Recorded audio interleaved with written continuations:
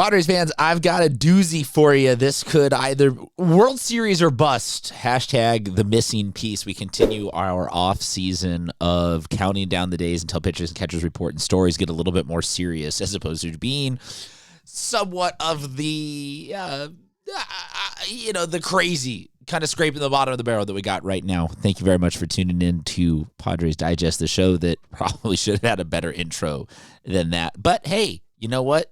Sometimes you get a winner. Sometimes you get Bob Filner. If you get that joke, you're a San Diegan. What's up? Before we go any further into talking about a Sports Illustrated threw out a trade idea that I was like, this is both the dumbest and the smartest possible thing to do right now. Or maybe we're just at that phase where I've gone through one too many trade hypotheticals. We're going to get to that.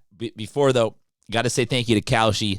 Today's video and all the news here is brought to you by Kalshi. It's America's largest options trading network, and right now you can get in on Kalshi, and if you do so, we have got a code for you. Give me just a second to pull that code up for you. My video upside down again.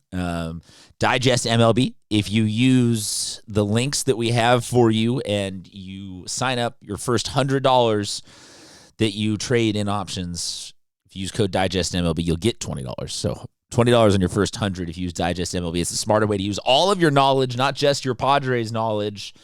Maybe you're smarter than the Padres GM or whoever it is that throws out trade ideas like this headline right here. How a division rival lefty could save the Padres offseason. I am in the business of content creation, so I understand that not everything is always gonna entice a consumer and a viewer, and I get that. But when you get to the heart of what the article starts talking about, it to me this is one where I like getting everybody's input before even formulating an opinion. Like, you're seeing me do scat jazz on the video, and then I am waiting to have an opinion on this until after I read the comment section. Here's what they talk about. Rockies and Padres swapping Kyle Freeland. Let me just get to the trade here that's thrown out. Xander Bogaerts, Humberto Cruz, Padres number 3 prospect, and Jack Casello, an unranked prospect from the Padres, over to Kyle Freeland. And the article... So first off, what do you think of that? Do you like this trade? Are you here for this trade? Is this trade a good, a bad, a yes, a no? All of the above. But then going one beyond that,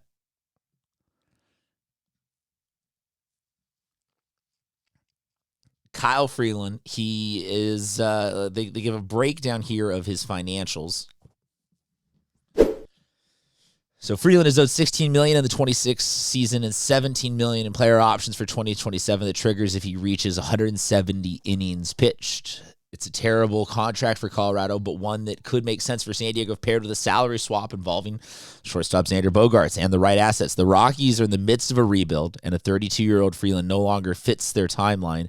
His performance since 2022, a 4.91 ERA combined with his salary, makes it unlikely Colorado could receive meaningful prospect value in a trade. So basically the deal is that right now this is like two teams offloading bad assets and just kind of hoping like, hey, my bad thing for your bad thing, and a couple of other little things on the side, and just see what it does for everybody. The crux of the article the crux of the take here from Sports Illustrated's people seems to be that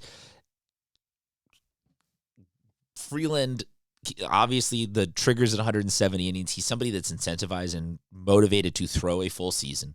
He is somebody whose numbers will hopefully come down a little bit when he's not at Colorado all the time, and that putting him at the 4 or the 5 in a Padres rotation starts to feel more robust and be like, okay, now there's a more legitimate lefty in the conversation, and that Kyle Hart and JP Sears can cream can rise to the top there on that one. And then, Padres all of a sudden are in this really good position. And there's also $10 million less, which say that the Rockies do that and they eat all of that contract and are taking $10 million off the Padres. Okay.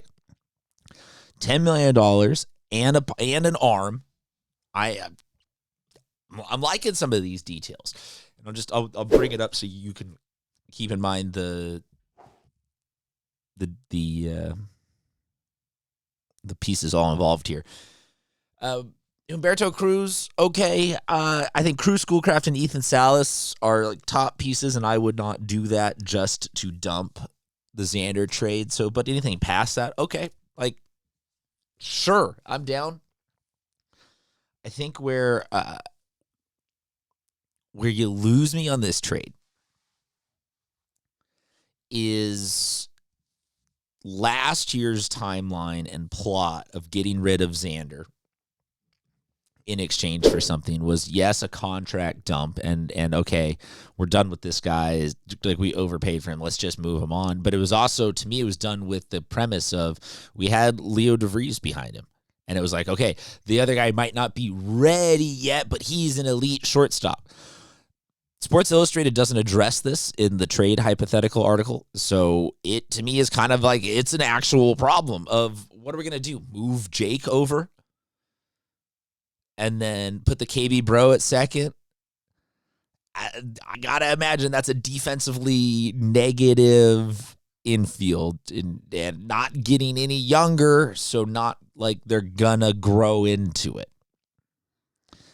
Maybe the $10 million in savings plus not needing a pitcher anymore means that there can be some bullpen pieces moved for a slight upgrade, but then doing the first deal is like the second deal is like, there becomes a kind of a headachy amount of variables that you are projecting out to be like, oh man, we got to hit on all these different things in order for this to be actually as good as us just getting a whole season of the summer of Xander Bogaerts ripped it for a little bit last year. I think, yes, it's unlikely that the contract ever gets lived up to in terms of like a direct correlation of, oh my goodness, Xander Bogaerts is worth every dime that we're spending on him. But I do think that we can get a better year than last year and have it come closer to being like, hey, this is a guy who's not a bad piece of a larger puzzle. So I'm not here on like this. This feels like a bottom of the. Remind you one last time. What do you think of this trade? I think I'd be hypocritical of spending all offseason saying accumulate bats, and then trading a bat for Kyle Freeland. So I'm going to go against it, but I'm curious what you guys think if A does lead to B leads to C, and that there's some dominoes falling here that getting Xander's contract just off the books ends up being a good thing for the Padres. Let me know what you think. As always, if you want to hit the subscribe button or leave a comment, I'm not going to hate you for it. Talk to you guys next time.